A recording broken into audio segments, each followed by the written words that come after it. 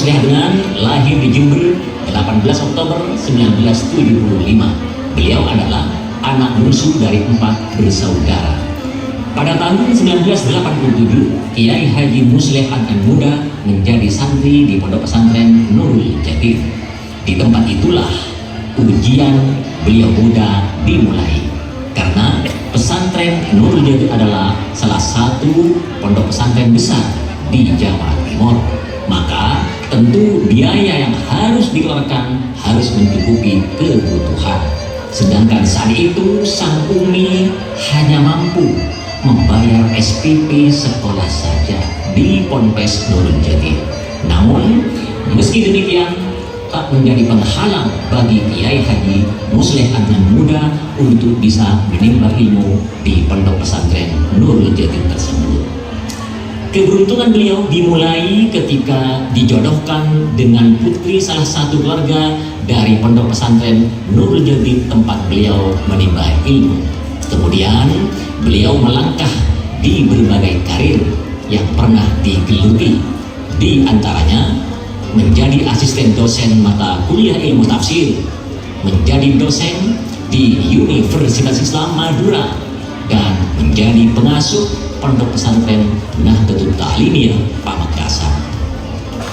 Di balik kesuksesan menjadi seorang penceramah, awalnya Kiai Haji Musleh Adnan tak sedikit pun bermaksud atau berkepikiran untuk menjadi seorang dai. Beliau hanya ingin fokus menjadi seorang akademisi atau hanya fokus di bidang akademis saja, yakni menjadi dosen. Meskipun pernah menjadi dosen di Universitas Islam Madura, jalannya menjadi seorang dai ternyata lebih sukses ketimbang menjadi dosen. Itulah Kiai Haji Musleh. Itulah Kiai Haji Musleh Adnan. Cenderamata akan diberikan oleh Ketua ISMU KSA Ustadz Arifin Zubaidi untuk beliau Kiai Musleh Adnan. Fal yatafaddal masykuran.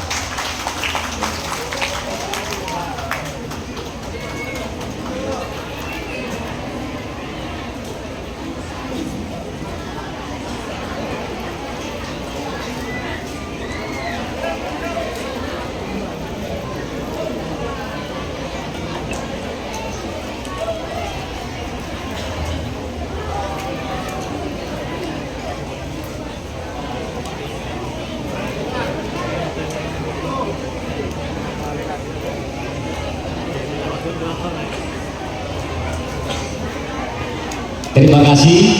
Selanjutnya marilah kita simak bersama-sama ceramah agama yang akan disampaikan oleh beliau Kiai Haji Musleh Adnan. Fal yatafaddal masykuran.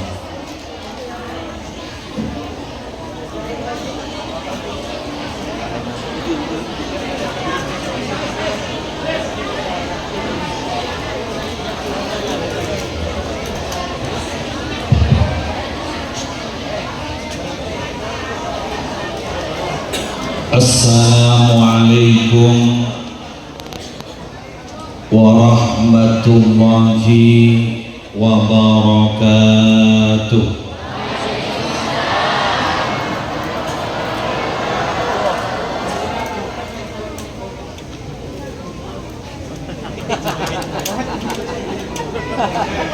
Bismillahirrahmanirrahim. Alhamdulillahi Rabbil Alamin, wa bihi nasta'inu ala umuri dunya waddin, wassalatu wassalamu ala ashrafil anbiya'i wal mursalin Sayyidina Muhammadin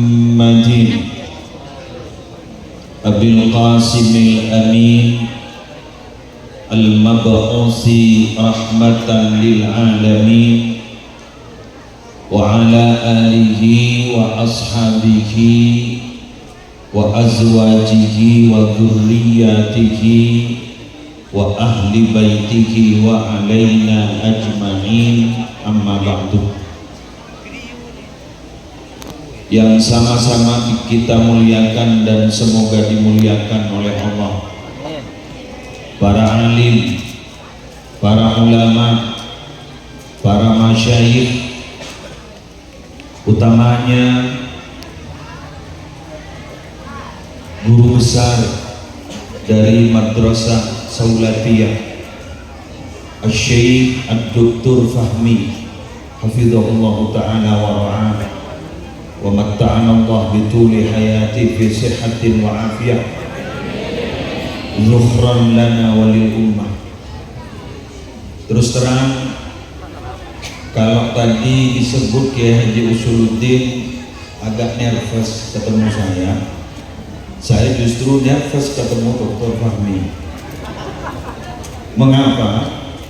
Karena kita tahu Madrasah Saulatiyah ini adalah madrasah yang melahirkan tokoh-tokoh besar di Indonesia. Bahkan organisasi di Indonesia, 3 organisasi besar, muassisnya itu adalah alumni Saulatiyah. Nahdlatul Ulama Kiai Haji Hasyim Asy'ari Jombang, alumni Saulatiyah. Kiai Haji Ahmad Dahlan, pendiri Muhammadiyah, beliau juga alumni Saulatiyah.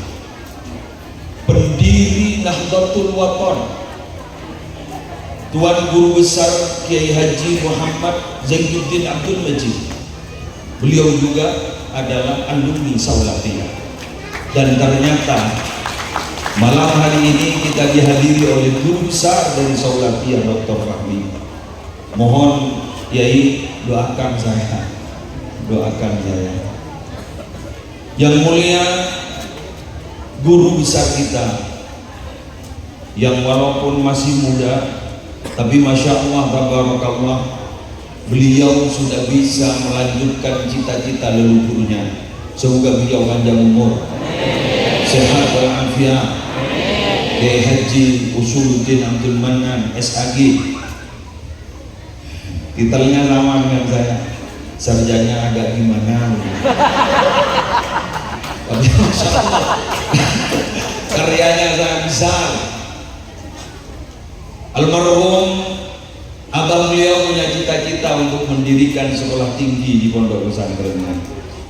Ternyata siapa yang bisa mewujudkan? Ternyata dari putra yang ganteng ini punya suara emas, Masya Allah, tapi kayaknya masih belum berani untuk madu karena beliau masih belum tahu apa bedanya antara madu asli dan madu tidak asli. Kalau kata Pak Haji Faruk Jamil, madu asli itu apa? Madu asli itu bila mana dibawa pulang pasti dibanting oleh istri pertama. Itu adalah madu asli. Betul Faruk. Para pejabat pemerintah, alhamdulillah saya bisa bertemu dengan beliau, utusan dari KJRI Jeddah, beliau Bapak Suharyo Tri Sasongko. Alhamdulillah Pak, jenengan semudah ini sudah mencapai karir besar seperti ini, Masya Allah, perlu disyukuri. Dan juga Bapak Handoyo yang katanya baru 2 bulan di sini ya Pak ya, Masya Allah, tidak kangen rumah Pak. 2 orang ini demi negara, beliau itu rela meninggalkan tanah kelahirannya demi Indonesia yang dicintai. Semoga beliau sehat. Ketua Ikamah Ikatan Madu, keluarga madu ini paling paham mana madu asli dan madu yang tidak asli. Kiai Faruk Jamil, Masya Allah, tadi saya sudah sempat cerita-cerita dan bahkan saya dikasih resep, tapi alhamdulillah sampai saat ini saya belum berani. Kenapa? Saya tidak punya ilmu itu, karena ilmu itu ada satu namanya apa? Manir.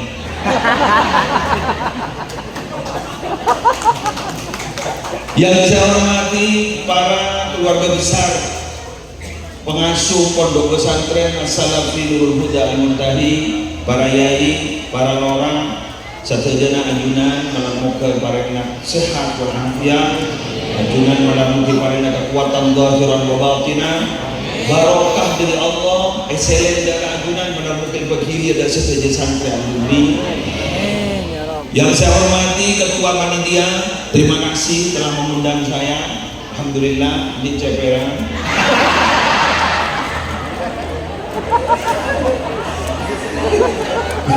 Biasanya kami kalau biaya ke Mekah, alhamdulillah ada ganti biaya karena masih ada undangan di sini.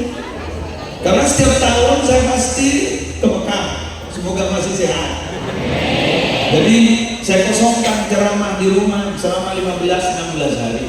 Lepas itu jadi Bang Toyib lagi nggak pulang. Alhamdulillah sekarang masih di sini, tahu-tahu masih ada acara. Alhamdulillah, terima kasih Pak. Terima kasih, alhamdulillah. Dan kontrak juga diberikan tadi, tinggal tugasnya. Matur nuwun, jazakumullah khairan. Para alumni pondok-pondok pesantren yang lain, semoga adunan saja oleh barokah guru. Semoga oleh barokah guru. Sambungan rohani adunan agar muka tak ke guru. Sehingga sederhana adnai pasalaman kepada Allah. Tak haja tapi sandi susah bersama kena pegang kepada Allah. Ikabul hajatah, ikhlas kegunaan sarana Allah. Sedang di putra, kuliah di putra. Sedang di keluarga, kuliah di keluarga. Pokoknya jadi mulja. Amin ya rabbal alamin. Seperti di masalah administrasi di negara ini cepat mengurus sama beliau, terus kemudian semoga diberi jalan. Amin ya rabbal alamin. Pertama poin yang akan saya sampaikan adalah, mohon maaf Pak, bahasanya gaduh-gaduh karena ini komunitasnya Madura. Yang Jawa itu nanti dengan berdua. Mohon maaf ngalah gitu.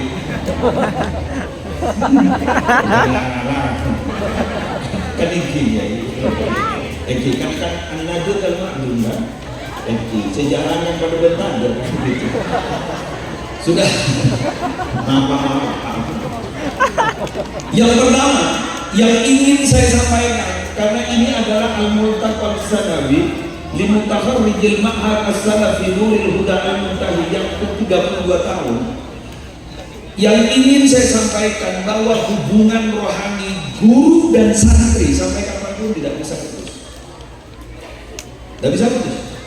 Terutama guru kepada santri. Kalau santri kepada guru tergantung bagaimana dia menganggap gurunya. Makin ngebosan ya. Contoh, bila mana seorang santri sudah menjadi alumni, kemudian dia menganggap bahwa saya sudah bukan santri lagi, dan gurunya sudah dianggap adalah bekas gurunya atau mantan gurunya, berarti dia sudah putus. Tapi rohani guru sampai kapanpun tidak bisa putus. Lagi ini loh, yang perlu jenengan pahami, kenapa Pak beda tolak. Kenapa kok ada kualat? Karena rohani guru, pikiran guru, hati guru itu tidak akan pernah putus dengan santrinya. Tapi kalau santri itu ada putusnya dengan gurunya. Ini loh ada kualatnya di sini. Jadi orang yang ngucap, Pak beda tolak. Karena perasaannya guru, batena guru tak pernah lepas muka murid, kek murid lepas guru. Jadi ikan itu sih bertolak. Maka jangan heran bila mana di saat ini ikatan-ikatan santri dan alumni semakin marak di mana-mana. Kenapa?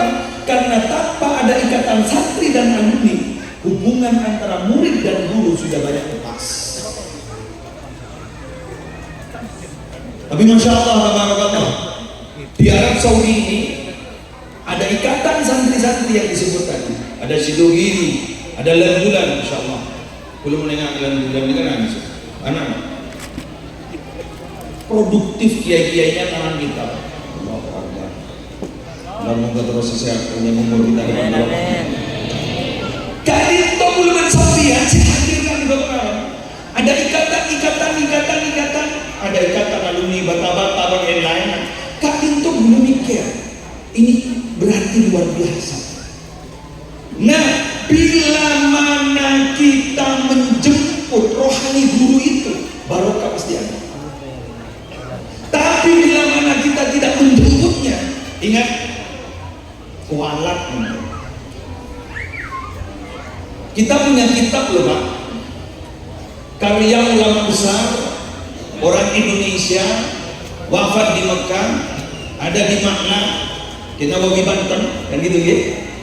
Punya kitab luar biasa namanya Salamul Fudhala.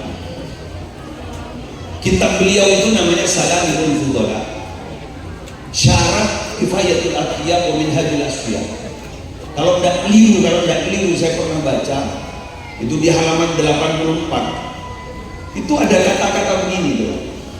Manis tahaffa bi ustadi ubtuliya bi sadati baliya. Ingat kalimatnya ini tahaffa. Barang siapa yang meremehkan gurunya, ini kebeni beci Pak. Benar. Guru mulia itu memberi keilmuan sama orang. Sekarang lo ada viral, ada seorang kiai merasa pintar dan lebih pintar dari gurunya di media sosial. Ada, silahkan buka sendiri. Merasa bahwa karya saya ini lebih baik daripada karya guru saya. Coba lihat, barang siapa yang meremehkan dan merasa dia itu lebih hebat daripada gurunya, apa yang akan dia dapat? Ubtuliya misalnya kembalinya, dia akan diberi musibah oleh Allah dengan 3 musibah. 1, kalla lisanu, tumpul lisannya. Pamannya memang ucap orang tidak sifat dulu makan, orang tidak sifat itu makan lu ke lu. Biar ini kesekam. Api dalam sekam itu tidak apa apinya, tapi perlahan-lahan. Ajaran berlaku kompas. Habaan mansura. Betul? Hati-hati. Jadi sepilar-pilarnya murid itu tetap adalah murid di hadapan guru. Kalau kita di hadapan guru, makin itulah alumni. Saya ini alumni Pondok Pesantren Nurul Jalil Pak, Python Probolinggo. Kalau saya ada perintah dari guru, saya harus menggagalkan semua undangan pada waktu itu. Kenapa? Karena saya bisa ceramah seperti ini karena barokahnya guru. Kalau bersama dan kata ibu betul guru Pak Bocah, seorang di udah lakon. Udah nanya?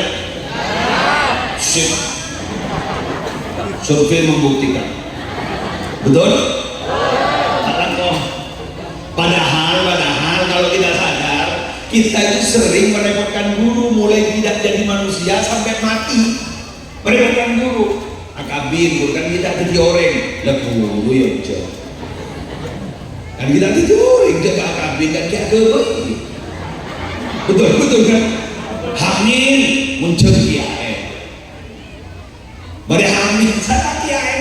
Suruh baca surat-surat yang panjang-panjang, suruh baca surat Yusuf, suruh baca surat Maria, dibaca oleh kiai yang panjang-panjang. Si mengandung kok rokokan. Padahal siapa yang tanggung jawab itu suaminya loh. Suaminya yang ngundang, kiai suruh baca surat yang panjang-panjang, suaminya yang menjadi pelakunya dan baca apa? Ada enggak? Saya setuju sama Gus Baha. Gus Baha pernah bercerita begini, katanya begini. Kata Gus Baha, saya tuh kalau diundang orang ada acara 1000 hari atau haul, keluarga besar tidak baca Yasin, keluarga besar tidak baca tahlil, saya lihat tidak baca apa-apa, pulang saya. Kenapa? Lebih wajib dia yang baca bukan saya.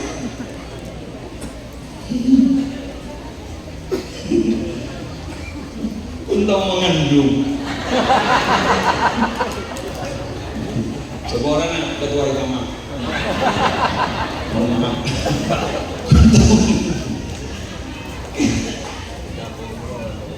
Kalau itu urusan proses kita untuk menjadikan istri kita hamil itu kan nggak usah belajar itu, memang sudah laduni.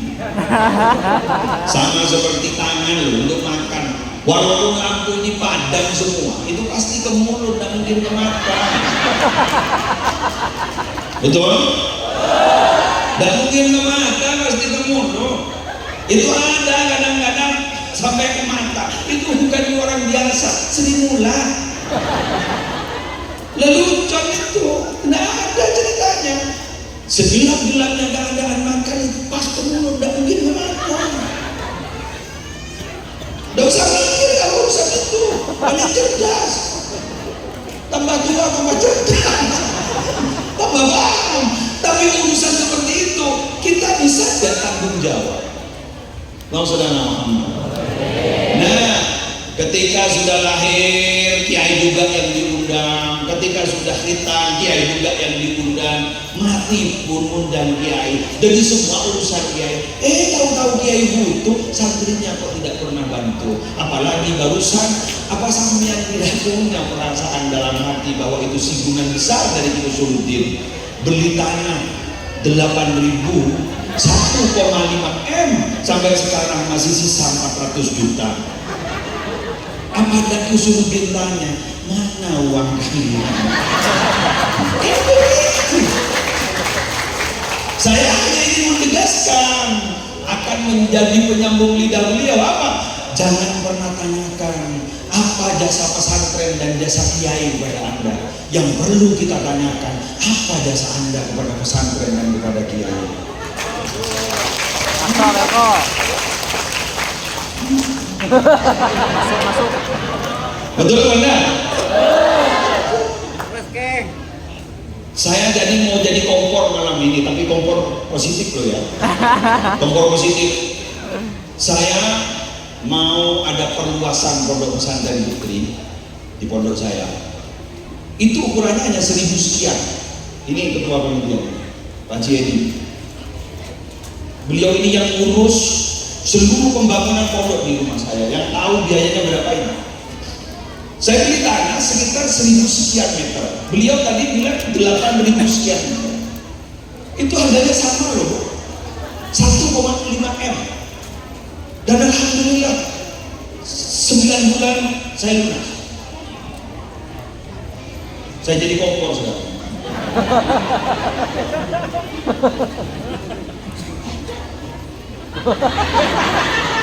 Apakah tidak kasihan pada pesantren Anda? Halo yang punya usaha, Insya Allah diberi semua.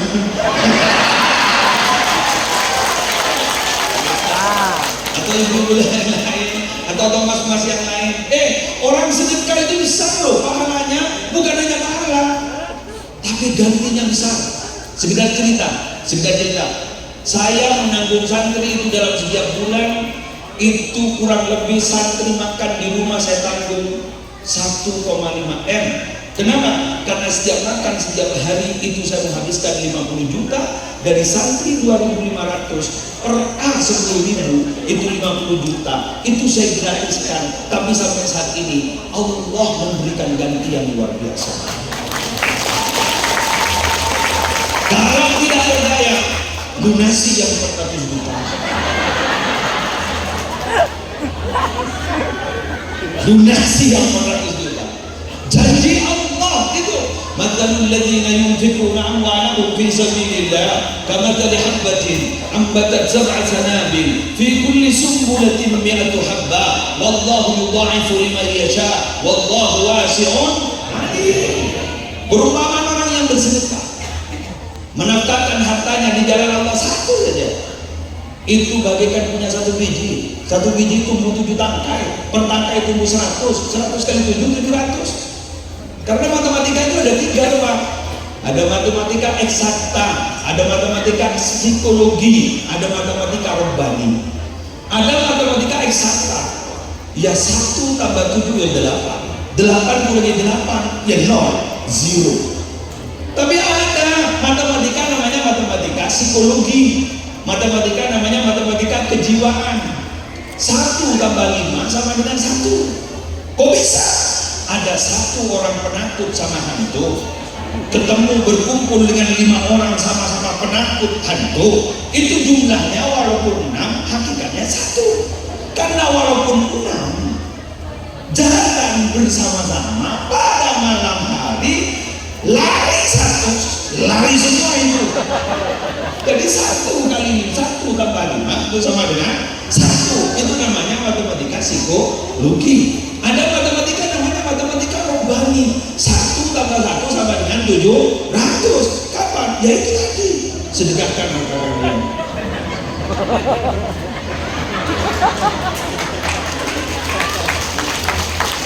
Kenapa dilihatin motor dengan dulu? Itu sedikit itu ya. Kenapa saya bilang seperti ini? Kok ada iklan-iklannya seperti ini? Ya yang undang saya Kim Surudin. Yang undang saya adalah pondok pesantren As-Salafi Nurul Huda, maka saya harus mempromosikan pondok pesantren ini. Bukan hanya promosi, ayo kita doakan semoga pondok pesantren ini menjadi pondok pesantren yang bertambah barokah. Wassalamualaikum Muhammad.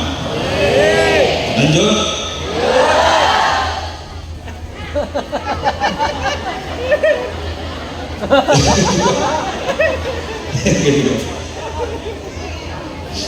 Iklan dulu.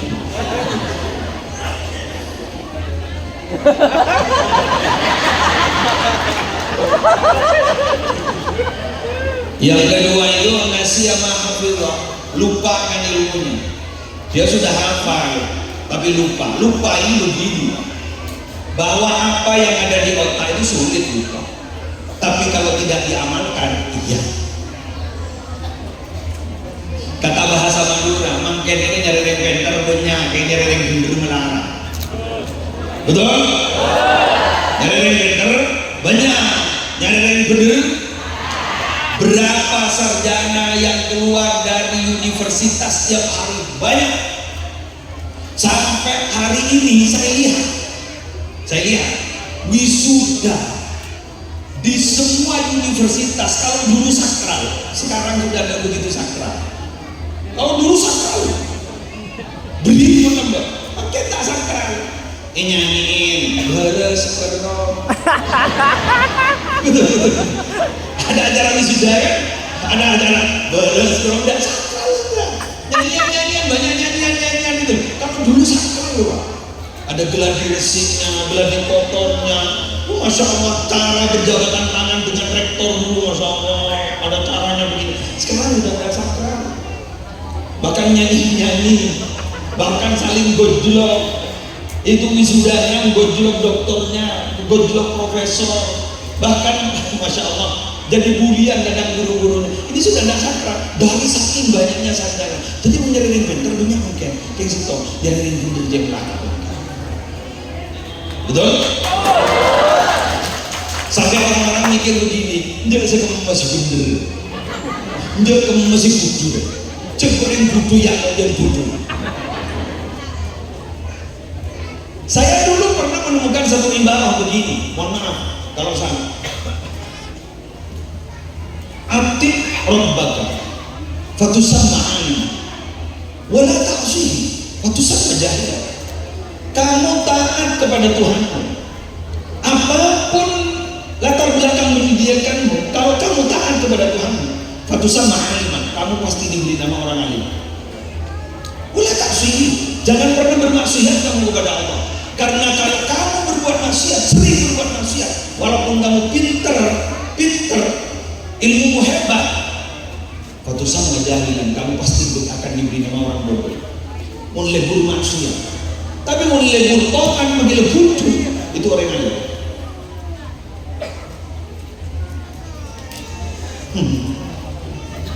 Saya punya artikel loh Pak, saya simpan di sini. Ada perempuan buta yang katanya ini orang Jogja, orang Solo atau orang Jogja? Ini ngomong bener Pak, ngomong bener yang Jogja. Saya kok menarik ya. Di sini ini ada, saya punya artikel. Ada seorang perempuan yang setiap harinya itu kerjaannya, alhamdulillah sampai saat ini saya tidak bisa menirunya. Kalau sampean insya Allah bisa. Bu Jum namanya.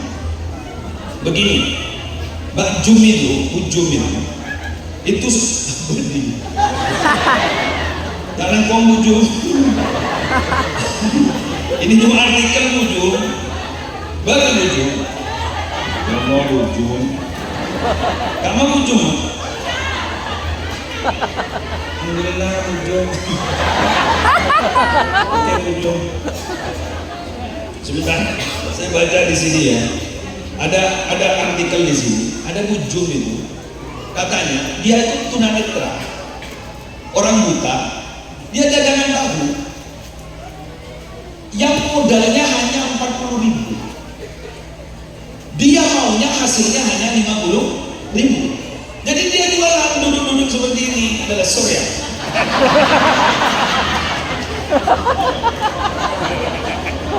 Jadi duduk-duduk seperti ini, jualan dia. Terus kemudian orang yang mengantarkan beliau itu katanya apa, jadi tukang parkir dulu. Setelah 2 jam kemudian dijemput Ujum. Tahu-tahu uangnya Ujum itu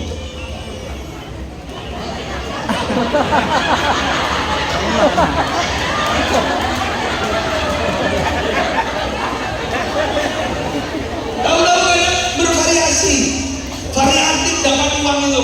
Kadang dapat uang 350, kadang dapat uang 400.000. Loh kok bisa? Karena begini, Ujum tuh begini, ambil sendiri tahunya, bayar sendiri. Itu kalau ada lebihnya, ambil sendiri ya uangnya. Orang yang banyak beli itu katanya tidak tega, kasih uang 50.000. Ini Ujum, saya beli tahunya. Ya sudah, kembaliannya ambil sendiri. Tidak Ujum, pas, padahal tidak pas, uangnya lebih. Jadi variatif. Kemudian ketika dijemput, orang yang menjemput itu diberitahu, nah hitung uang saya sekarang berapa. Ujum, uangnya jenengan 500.000, yang 450.000 kasihkan kepada Allah. Kemana Ujum? Ke masjid, karena hak saya hanya 50.000. Allah. Saya baca artikel ini sampai nangis saya. Ya Allah, ada perempuan yang saya dapat ini, hatinya yang seindah bidadari, walaupun mukanya tidak secantik bidadari. Beliau tidak punya beauty, tapi beliau mempunyai inner beauty yang luar biasa, akhlaknya yang luar biasa. Jadi beliau punya uang, yang uangnya hanya 50.000, haknya dia, karena lebih dikembalikan kepada Allah. Pertanyaannya, uang kita kemana? Halo, Wayu, uang kita kemana?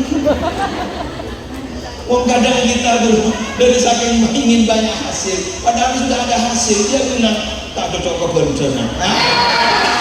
Betul, punya tahunya. Kalau aja tenang,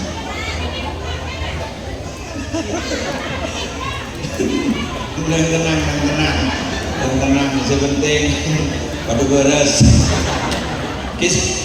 Jenengan mana yang alumni Sidugini? Yang alumni Sidugini mana?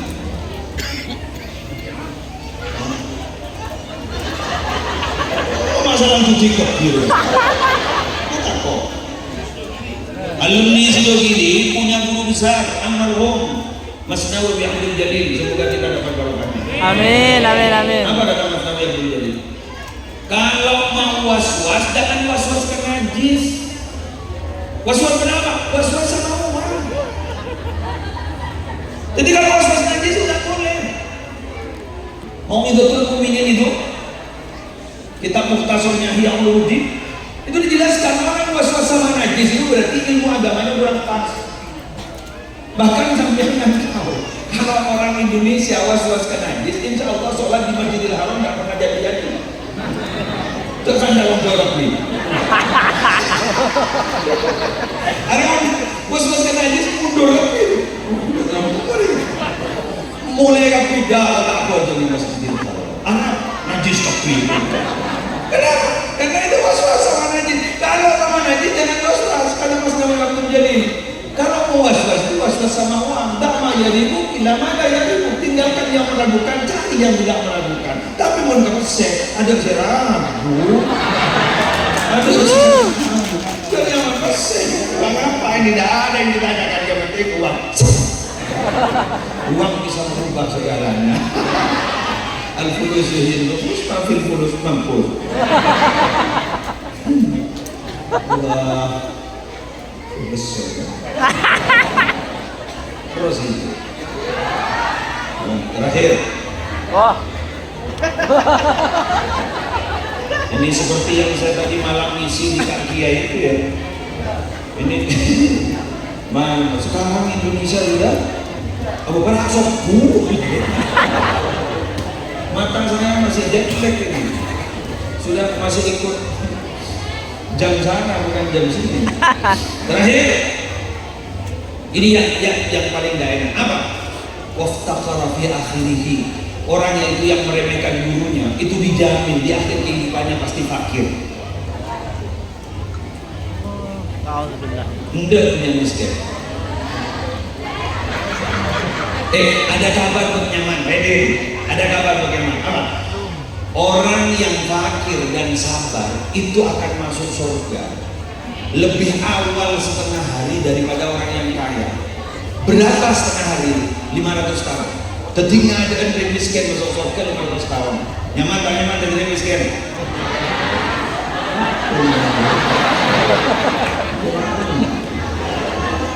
Golongan dong. Yo mama apa yang berlebih ini? Tadi waktu nanya. Oke, ada dalil wariwa yang diinginkan. Ini al-ghaniyyu syakir afdalu min al-faqir as-sabir.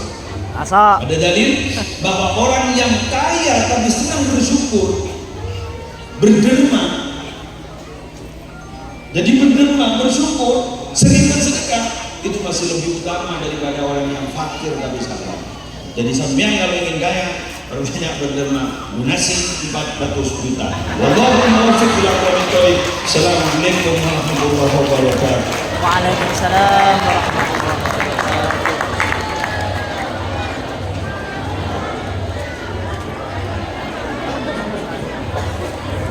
Terima kasih Yai Jazakumullah atas ceramah agamanya yang sangat menyentuh hati, mudah-mudahan bermanfaat bagi kita sekalian. Amin.